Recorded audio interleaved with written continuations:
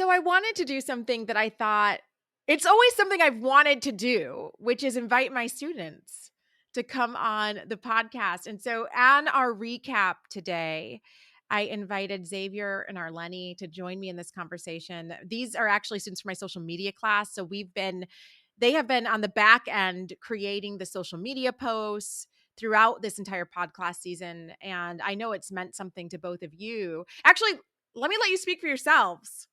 Arleny, I'll go to you first. What has this series meant to you? What was your favorite part? Yeah, so my favorite part was when Christine Kane said that the light that is on you, is great, should not be greater than the light that is in you.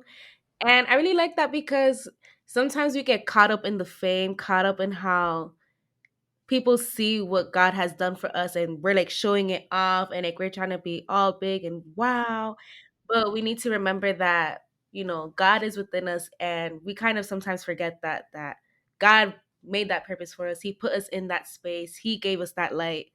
And I don't know, it just really resonated with me. Did it at all just make you want to be more intentional about building in that quiet time of worship with God? What is I know you're a busy college student, so there's no judgment attached to this. I just want to have like an open conversation. What, Arleny, does like your worship life or your time with God look like right now? And if maybe it's less than you would like it to be, in what ways do you think you could make sure that the time that you spend with God allows for the light that is within you to be greater than the light that goes on you? That's actually a really good question for what the space I'm in right now. The month of March, my friend and I, we decided we're going to be very disciplined this March, and we're going to start working out and studying every day. And we're thinking of all these plans, and I'm like, well, we're like trying to be disciplined in all the aspects except our spiritual aspect. And that was something that I wanted to improve on. So currently, right now, I bought a devotional book that's like a journal for every day. I have not done it every day. The intention is there. It's the execution that is there. The heart is willing, the flesh is weak. Yes, it is very weak. And, sometimes I just get in bed and I'm like, oh my goodness, I didn't even spend 5 minutes with Jesus today. Well, you know what? Let me pray and I'll do it tomorrow.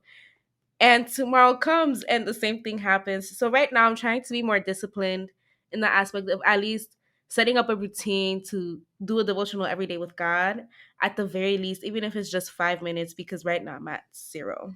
So And I just want to say to both of you, I want to have this conversation because I did not really prioritize my life with God until I remember the day. I was 22 years old. I had just called off my wedding. I'm staring in this mirror in my apartment and I'm sobbing. And I just realized I don't want to do this anymore. And by this, what I meant was trying to be in control of my own life. And so it was at 22 that I started saying, I'm going to try to read my Bible cover to cover every single year and make those decisions. And what I will say to you and to the person listening is, man, it's never too late to start. Okay. It is never too late to start. But also, I do wish, I wonder sometimes what experiences with God I could have had if I had prioritized Him at 19 years old or 20 years old, right? Or 18 years old. Xavier, what was your favorite part of this series on mentorship? So for me, the favorite part was really just Jose Rojas enlightening and expounding on the fact that you need a mentor and how that mentor can help you. Because for me, it really brought me back to one of the persons who I considered a mentor. In 2014, 2015, thereabout, I began flight training, and there was an instructor who I used to sit down and talk flying with. And one day he said to me that if I'm to die in a plane crash, let don't let that stop you from doing what you love. And So he said to you, just so you know, if I ever die flying a plane, don't let that stop you.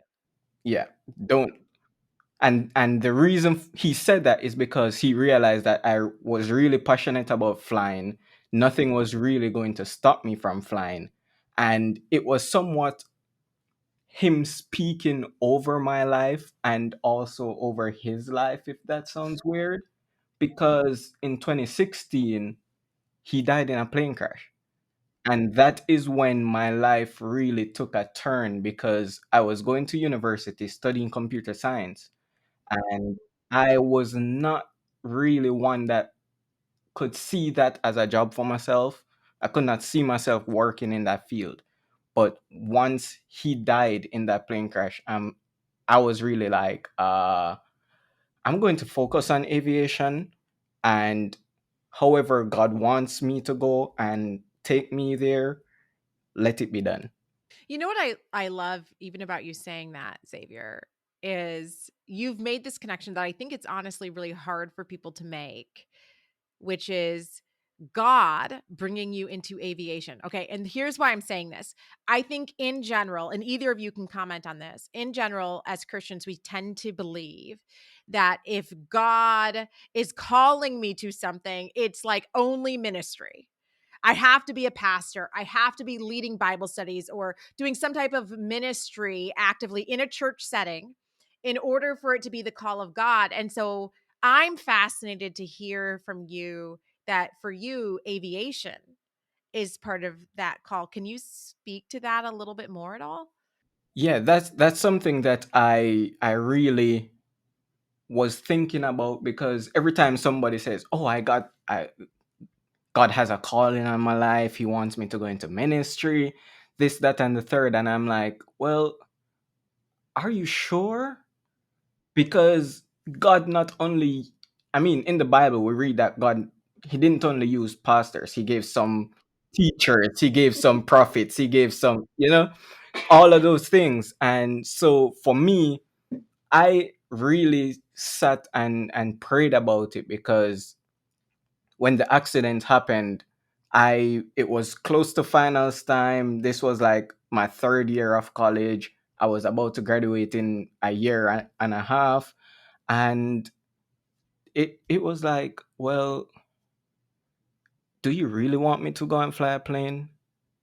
Seeing that somebody who I looked up to just died in a plane crash, and that that leading by God really is what really it really brought me to a place where he not only uses pastors, but he uses each and every single job that is out there. And that is a way in which I've realized that I can use flying because, I mean, there's mission flying. So why is that not it's a ministry that God can use for his work.